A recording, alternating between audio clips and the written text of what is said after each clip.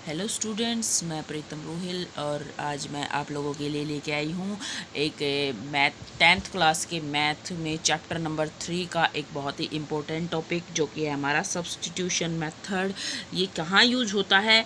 ये होता है पेयर ऑफ लीनियर इक्वेशंस को सॉल्व करने के लिए हम इस मेथड का यूज़ करते हैं जिसका नाम है सब्स्टिट्यूशन मेथड।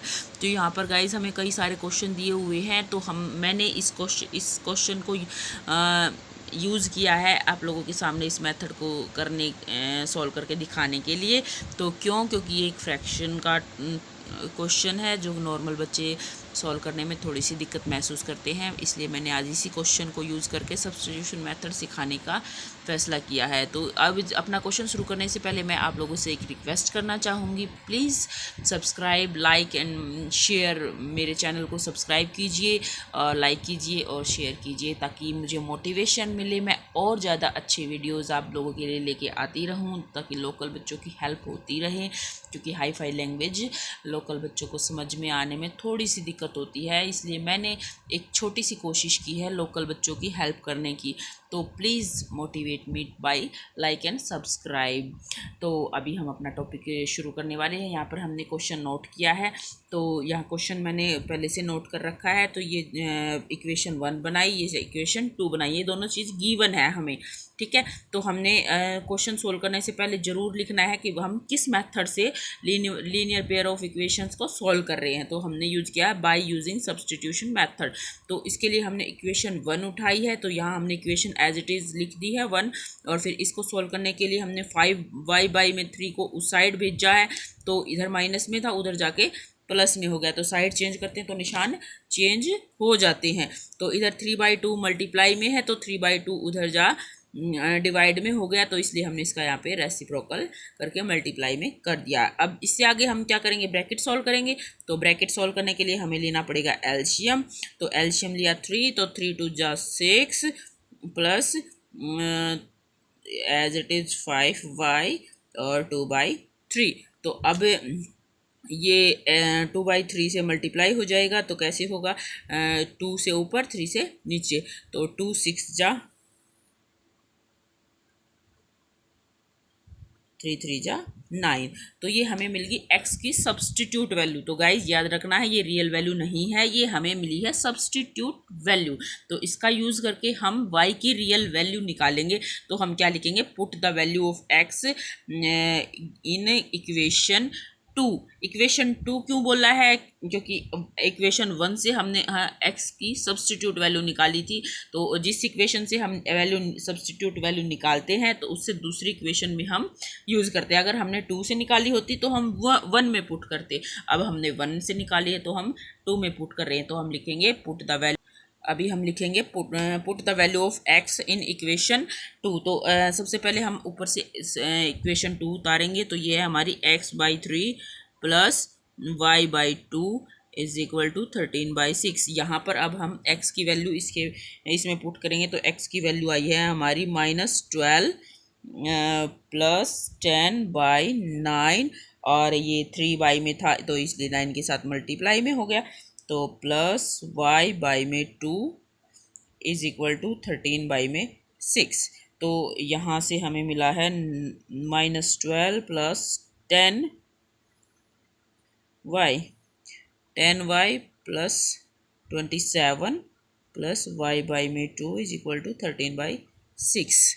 तो अभी हम जब इसका एलसीएम लेते हैं तो आएगा 54। तो अभी 27 2 जा 54, तो अब इस 2 से इसको हम मल्टीप्लाई करेंगे, तो 12 2 जा 24 प्लस 10 2 जा 20y प्लस 54 को 2 से डिवाइड करते 27 आएगा, तो 27y बराबर किसके है, 13/6 के। तो यहाँ से जब हम सोल्व करते हैं तो हमें मिलता है 24 20 और 27, यानी कि 20 और 27 हो गए 47y/54 इज इक्वल टू 13/6। अब 54 को उधर लेके जाएंगे तो ये वहाँ जाके मल्टीप्लाई में हो जाएगा। क्यों, क्योंकि इक्वल टू के इधर उधर जब हम कोई भी वैल्यू करते हैं तो उसके निशान चेंज हो जाते हैं। तो अपोजिट निशान हो जाते हैं। अब ये डिवाइड में है तो उधर जाके मल्टीप्लाई में हो गया। तो ये हो गया हमारा डिवाइड 6 से 9 पर, तो हमें मिला है -24 plus 47 y is equal to 39 या 117।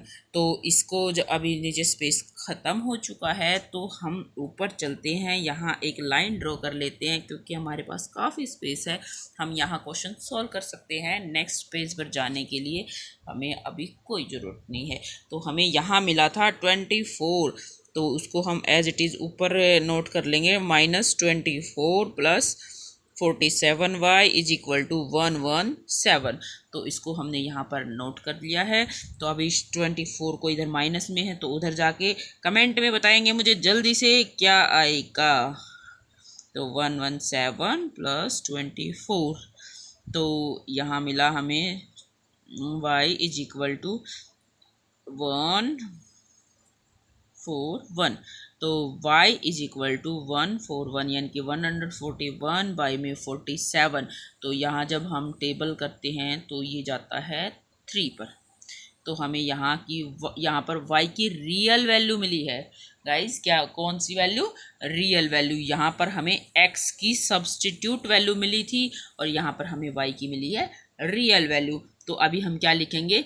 Put the real value of y in equation, कोई भी आपकी जो मर्जी है।